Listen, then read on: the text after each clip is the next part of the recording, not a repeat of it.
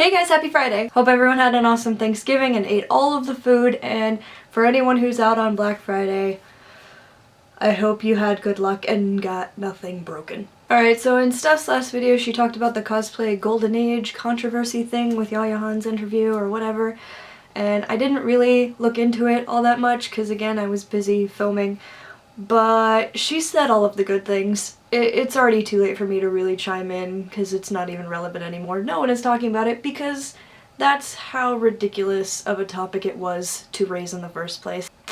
Jake asked if we would be getting anything on Black Friday, and since I am here and not outdoors, I can safely say no. I tend to wait for Cyber Monday because online is where I enjoy doing my shopping anyway. Lulico, in light of the Majora's Mask remake, asked how we feel about remakes, and I don't know if I can talk about video game remakes really because I didn't really play a lot of video games when I was younger. In theory, remaking old video games seems like a good idea just because of all of the advancements in technology and video games graphics, but at the same time I feel like with video games at least you need to have a different form of gameplay or a different storyline to follow, otherwise it's just playing the same video game. It happens to look better. But I have talked about my thoughts on TV and movie remakes already in my video America Stop Remaking Shit, and like, remakes can be good, they can be, but only if enough time has elapsed since the original. I feel like 10 years should be minimum. And actually a reboot I forgot to talk about when I first heard about it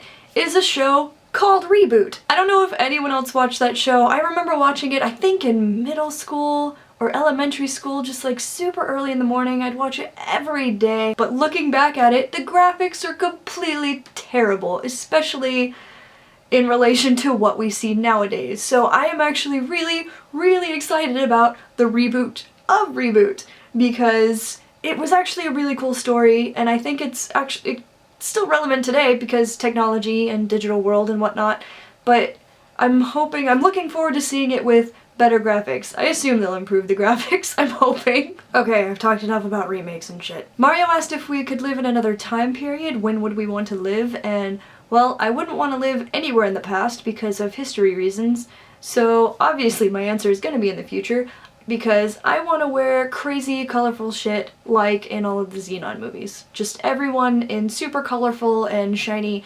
spandexy things because yes. And as for my new news, Star Wars teaser trailer for the new Star Wars movie was finally released. That was a lot of pointing. I've been seeing overall positive reactions on the internet and I think it's looking pretty cool. I like the new Claymore-ish look of the lightsaber and the fact that it doesn't just look like a light up tube, there's actually some waver in the beam. That's kind of cool. And I know it's just a teaser so we don't really see anything terribly intense, but anyone have any thoughts? I know Mario will, so I'm looking forward to next Thursday. I finally had a chance to see Mockingjay Part 1 the other day. Mockingjay was my least favorite book of the Hunger Games trilogy because it's so hectic and chaotic and confusing, so I wasn't really sure how the movie was gonna go. But I can honestly say I did enjoy Part 1 more than I thought I was going to. I'm not sure that it was necessary to split the third book into two movies because not a lot happened in the first movie, action-wise or story progression-wise. But at the same time, what was included in the first movie, I think it was handled really well. Part 1 was very focused on the emotions of the characters and them coming to terms with what their reality had become. The revolution has started, people have died, and a decision has to be made on whether or not to fall down or keep fighting. A huge problem that happens in a lot of movies that involves fighting or a war is that they want to rush to that action and they don't give the audience enough time to feel what the main character is feeling about the world around them, and I think that is what was accomplished beautifully in this first movie. Because we weren't rushed to the action and rushed to the conclusion of the story, it gave us that time we needed to sit with those emotions. And another thing that helped with that was the shot choices. During the movie and immediately afterwards, I felt myself getting really frustrated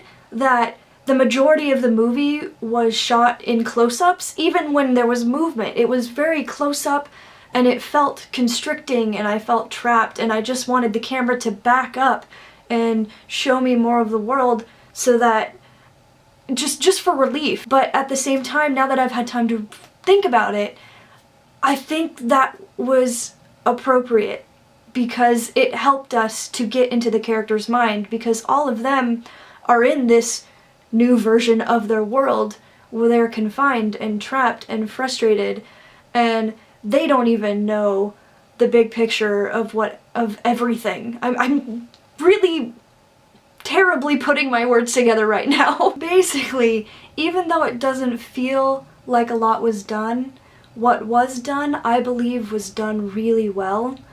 And I very much appreciate the fact that they let us just live in the world, like, and accept the reality of this new world rather than rushing through to the war. And I'm actually now very much looking forward to part 2. Now I just still need to see Big Hero 6. But I hope everyone has an awesome weekend, stay geeky, and we'll see you next week. I can squish in my own head.